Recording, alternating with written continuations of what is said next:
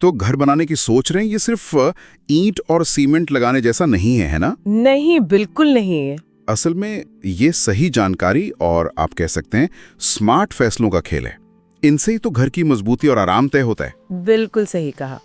और अक्सर होता ये है कि लोग सब कुछ ठेकेदार पर छोड़ देते हैं, पर कौन सा सामान लग रहा है उसकी थोड़ी समझ तो होनी चाहिए। हाँ, इसलिए हम आज इस कंस्ट्रक्शन गाइड पर बात कर रहे हैं। ये ईंट, सीमेंट, रेत जैसी बुनियादी चीजों को काफी आसान भाषा में समझाती है। जी, इसका मकसद यही है कि निर्माण से जुड़े कुछ अहम पहलू पता चलें, ताकि घर बनाने का जो पूरा अनुभव है वो बेहतर हो सके। तो चलिए शुरू करें। हाँ, बिल्कुल। शुरुआत करते हैं ईंटों से। गाइड में 3 तरह की ईंटें बताई हैं। एक तो अपनी पारंपरिक लाल मिट्टी वाली। हाँ, वो तो सब जानते हैं। फिर हैं फ्लाई ऐश ईंटें, ये राख से बनती हैं और गाइड कहती है कि ये बहुमंजिला इमारतों के लिए अच्छी हैं। जी, क्योंकि ये हल्की होती हैं और साइज में एक जैसी, पानी भी कम सोखती हैं। अच्छा, और तीसरी हैं सीमेंट ब्लॉक। ये थोड़े बड़े होते हैं तो काम शायद जल्दी निपट जाता होगा इनसे। हाँ, बड़े एरिया के लिए ये अच्छे रहते हैं और इनसे दीवारें भी सीधी बनते हैं, प्लास्टर भी कम लगता है और ये गर्मी रोकने में भी लाल ईंट से बेहतर होते हैं। अरे वाह। और गाइड में एक बड़ा मजेदार नुस्खा भी दिया है ईंट की क्वालिटी जांचने का। कोई भी कर सकता है। अच्छा, क्या है वो? बस 2 ईंटें लेनी है और आपस में टकरा के देखना है। अगर आवाज साफ और टनकदार है, जैसे घंटी बजती है ना वैसी, तो समझो ईंट पक्की है। छोटी सी बात है पर काम की। हाँ, ये बिल्कुल सही तरीका है। आवाज से मजबूती का अंदाजा लग जाता है। खैर, ईंटें तो दीवार खड़ी करती हैं, पर उनको जोड़ने वाली चीज यानी सीमेंट, वो भी बहुत जरूरी है। हाँ, सीमेंट, इस पर आते हैं। गाइड में 2 खास तरह के सीमेंट बताए हैं। एक ओपीसी मतलब ऑर्डिनरी पोर्टलैंड सीमेंट। जी, ये जल्दी सेट होता है, शायद छत या बीम डालने के लिए। हाँ बिल्कुल, जहाँ जल्दी मजबूती चाहिए वहाँ ओपीसी काम आता है। और दूसरा है पीपीसी। पीपीसी, हाँ, पोर्टलैंड पोज़ोलाना सीमेंट। ये धीरे सेट होता है, पर गाइड कहती है ज्यादा टिका हुआ है, जैसे दीवारों और प्लास्टर के लिए। एकदम सही। और पीपीसी की एक और खास बात है, ये नमी और केमिकल्स को ओपीसी से बेहतर झेलता है। अच्छा। हाँ, तो मतलब जो सीलन वाली जगहें हैं या समुद्र के पास वाले इलाके, वहाँ पीपीसी ज्यादा फायदेमंद है। ये धीरे धीरे मजबूती पकड़ता है पर लंबे समय तक मजबूत रहता है। ओह, तो मतलब सीमेंट चुनते वक्त सिर्फ जल्दी सेट होना ही नहीं देखना, बल्कि कहाँ इस्तेमाल हो रहा है, मौसम कैसा है, ये सब भी सोचना है। ये तो बहुत काम की जानकारी है। जी हाँ। अच्छा, सीमेंट के बाद रेत की बात करते हैं। गाइड साफ कहती है कि हर तरह की रेत कंस्ट्रक्शन के लिए ठीक नहीं होती। सही बात है। जैसे नदी की रेत है, वो नेचुरल तो है, पर कई बार महंगी होती है और उसमें मिट्टी, गाद वगैरह मिली हो सकती है। तो फिर क्या ऑप्शन है? आजकल एम सैंड यानी मैन्युफैक्चर्ड सैंड का इस्तेमाल काफी बढ़ गया है। ये पत्थर को पीसकर मशीन से बनती है। अच्छा, एम सैंड। हाँ, इसका फायदा ये है कि इसका साइज मतलब कणों का आकार एक जैसा होता है और ये साफ होती है। ठोस निर्माण के लिए इसे बेहतर माना जाता है।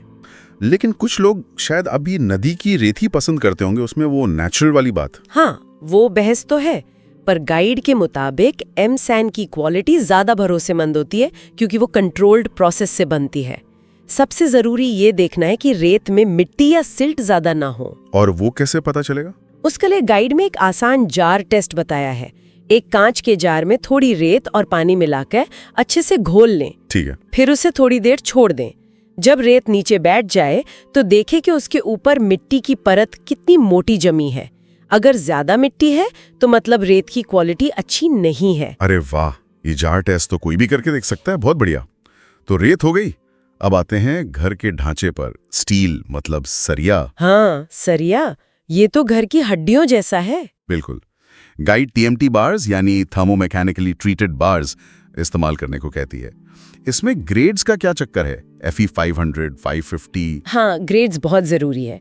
FE 500 ग्रेड आजकल आम घरों के लिए स्टैंडर्ड बन गया है। ये काफी मजबूत होता है। ठीक है। लेकिन अगर बिल्डिंग ज्यादा ऊंची बन रही है या फिर इलाका ऐसा है जहां भूकंप का खतरा रहता है, तो फिर FE 550 या FE 600 ग्रेड का सरिया इस्तेमाल करना चाहिए। वो और ज्यादा मजबूती देता है। समझ गया। और क्या ध्यान रखना है सरिया लेते वक्त? सबसे जरूरी, उस पर ISI मार्क जरूर देखें। वो क्वालिटी का भरोसा देता है। और ये भी पक्का करें कि सरिया जंग खाया हुआ ना हो। हाँ, जंग तो दुश्मन है। बिल्कुल। और एक और बात, सरिया को जोड़ने का तरीका, जिसे लैपिंग कहते हैं, और मोड़ने का तरीका यानी बेंडिंग, वो भी सही होना चाहिए। गलत तरीके से जोड़ने या मोड़ने से ढांचा कमजोर हो सकता है। सही बात है। अच्छा, ढांचा खड़ा हो गया, दीवारें बन गई, अब बारी आती है प्लास्टर की। गाइड में चूने के प्लास्टर का जिक्र है। ये थोड़ा पुराना तरीका नहीं लगता? आजकल तो सब सीमेंट प्लास्टर ही करते हैं।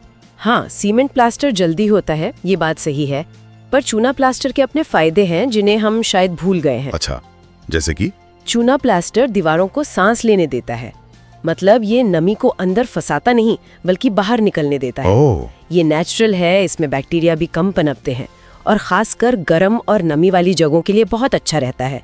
सीमेंट प्लास्टर कभी-कभी नमी को अंदर ही रोक लेता है, जिससे फिर सीलन की समस्या आती है। सीलन, हाँ, ये तो सबसे बड़ी सिरदर्दी होती है घरों में। बिल्कुल। और यहीं पर फिर वाटरप्रूफिंग का रोल आता है। गाइड कहती है कि वाटरप्रूफिंग कंस्ट्रक्शन के टाइम ही करवा लेनी चाहिए। एकदम सही। बाद में लीकेज होने पर उसे ठीक करना बहुत ज्यादा महंगा और मुश्किल काम है। रोकथाम हमेशा बेहतर है। किन किन जगहों पर जरूरी है ये? नींव यानी फाउंडेशन में, सारे बाथरूम और टॉयलेट में, छत पर और बाहर की दीवारों पर। इन जगहों पर पानी के संपर्क में आने का खतरा सबसे ज्यादा होता है। और इसके लिए क्या इस्तेमाल करें? अच्छे भरोसेमंद ब्रांड के वाटरप्रूफिंग केमिकल्स या मेम्ब्रेन्स इस्तेमाल करने चाहिए। कई तरह के आते हैं, जैसे लिक्विड मेम्ब्रेन, बिटुमिन वाली कोटिंग। जो भी इस्तेमाल करें उसे सही तरीके से लगवाना बहुत जरूरी है। ठीक है। और आखिर में वो चीजें जो दीवारों के पीछे छुप जाती हैं पर हैं बहुत जरूरी, बिजली की तारें और पानी के पाइप। हाँ, इनमें तो बिल्कुल लापरवाही नहीं करनी चाहिए। गाइड साफ कहती है, क्वालिटी से समझौता नहीं। तो क्या देखें इनमें? बिजली के लिए ISI मार्क वाली कॉपर की तारें ही इस्तेमाल करें। सुरक्षा के लिए MCB यानी मिनिएचर सर्किट ब्रेकर तो लगते ही हैं, पर ELCB यानी अर्थ लीकेज सर्किट ब्रेकर जरूर लगवाएं। ये करंट लीकेज होने पर तुरंत सप्लाई काट देता है, जिससे बड़ा हादसा टल सकता है। हाँ, ELC भी बहुत जरूरी है। और पानी के लिए अच्छी क्वालिटी के CPVC या UPVC पाइप्स चुनें। आजकल गर्म और ठंडे पानी के लिए अलग-अलग तरह के पाइप आते हैं, तो सही पाइप चुनना जरूरी है। घटिया क्वालिटी के पाइप बाद में लीक हो सकते हैं या फट सकते हैं, जिससे दीवारें खराब होंगी और मरम्मत का बड़ा खर्चा आएगा। बिल्कुल। तो इस पूरी बातचीत से एक बात तो साफ है कि घर बनवाना सिर्फ मजदूरों और ठेकेदार का काम समझकर छोड़ नहीं देना चाहिए। जी हाँ। थोड़ी जानकारी और सही चुनाव से हम अपने घर की क्वालिटी और मजबूती दोनों पक्की कर सकते हैं। ये गाइड जैसी चीजें हमें बेहतर सवाल पूछने का आत्मविश्वास देती है। बिल्कुल। और अंत में एक सवाल सबके सोचने के लिए छोड़ जाते हैं।